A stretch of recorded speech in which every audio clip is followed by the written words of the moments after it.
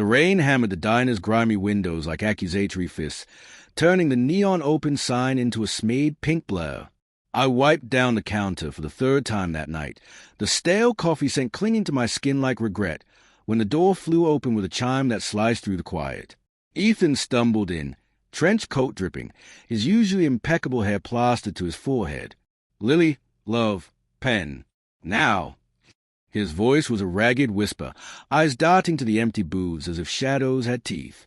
I slid the bic across the formica, my fingers brushing his, cold, trembling.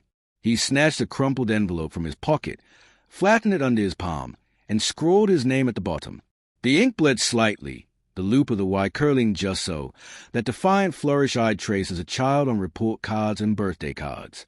My stomach lurched, bile rising sharp in my throat. "That's my dad's signature," I blurted, the words tumbling out before I could cage them, hanging in the humid air like smoke. Ethan froze, the pen hovering midair, a drop of rain tracing down his jaw to splash on the paper. His blue eyes, those eyes that had once made me believe in second chances, widened, then narrowed into something feral, cornered. The diner clock ticked louder, each second a hammer blow against my ribs. Coincidence, my mind scrambled, frantic. He saw the old letter I showed him last month, the one from Dad before the cancer one. Just a habit, a trick of the light. But no, the slant of the E, the way the N hooked back like a question mark.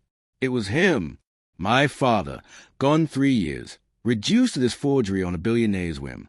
I snatched the envelope, the paper crisp and official under my callous Waitress hands, smelling faintly of his cologne, sandalwood and lies.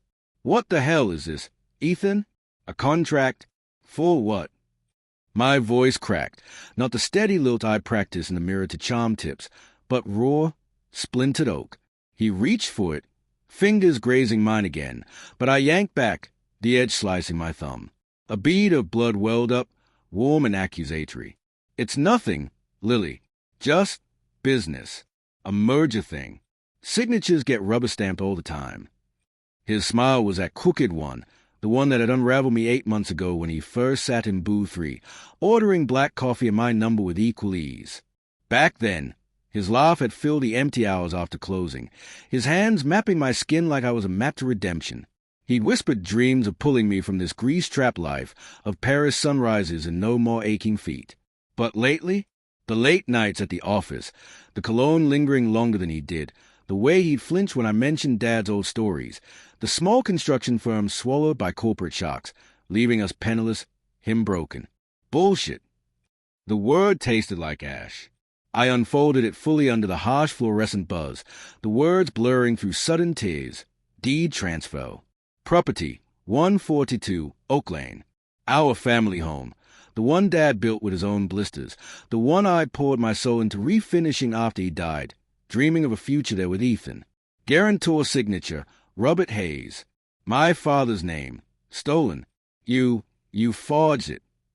Confusion coiled in my chest like barbed wire, twisting with the love I'd armored myself in. He wouldn't. Not my Ethan, the man who held me through nightmares, who kissed the calluses on my palms. Anger flickered necks, hot and unbidden. How dare he touch that ghost? Denial crashed in. Maybe it's legal, some loophole he knows, for us. But guilt slithered under it all. Had I told him too much? The safes combination from Dad's stories, the vulnerability I'd spilled like cheap wine? "Lily, listen." He stepped closer, the floorboards creaking under his loafers, the rain outside a relentless roar masking my pounding heart. His breath was mint over whiskey, close enough to taste betrayal. "Your dad, he owed people. Debts from the old firm. This clears it. For you. For us.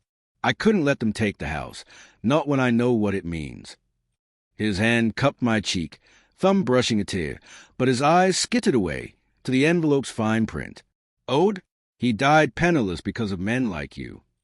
The words clawed out, laced with the fear I'd buried, the moral ache of loving someone who climbed ladders on broken backs. I'd rationalize his world, the boardrooms and buyouts, telling myself his ruthlessness was just ambition, not cruelty. But this? Shattered trust bloomed cold in my veins, every tender memory fracturing. His fingers in my hair, promises murmured in the dark. Then his phone buzzed on the counter, screen lighting up like a flare. Miss you. E.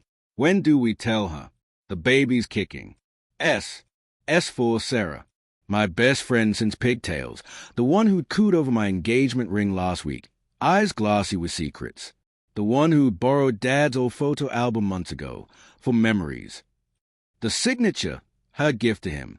The world tilted, the diner's vinyl seats blurring into vomit-green whirlpools. Heartbreak exploded, a supernova of rage and loss. How could love curdle so fast into this? I shoved the phone at him, my voice a stranger's hiss. Tell who? Me? About your wife? Your child? Ethan's face crumpled, not in denial, but something was. Relief. I was going to end it. Lily. Sarah. She was a mistake. Before you. The debts. They are hers. From the affair. This house pays them off. Keeps her quiet. I did it to protect us. His plea hung, layered with a complexity I'd ignored. The driven man who'd betted ambition like a lover, excusing it as survival. Understandable. Maybe, in his gilded cage. But excusable? No. I laughed, a jagged sob, crumpling the deed in my fist, ink smearing like Dad's ghost weeping. Protect us? You fucked my best friend, forged my dead father's name, and called it love. The quiet unease of months, the dodged questions, the phantom lipstick, ignited into fury, propelling me toward the door. But as I turned, his whisper stopped me cold. Your dad, he forgave me, Lily, before he died.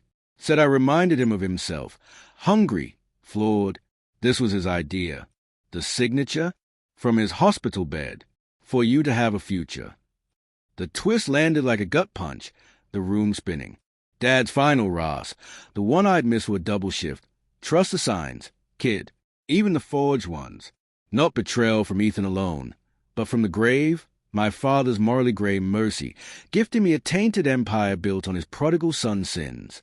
I sank to the floor, rain mingling with tears, love's embers choking on ash. What now? Forgive the monster I loved?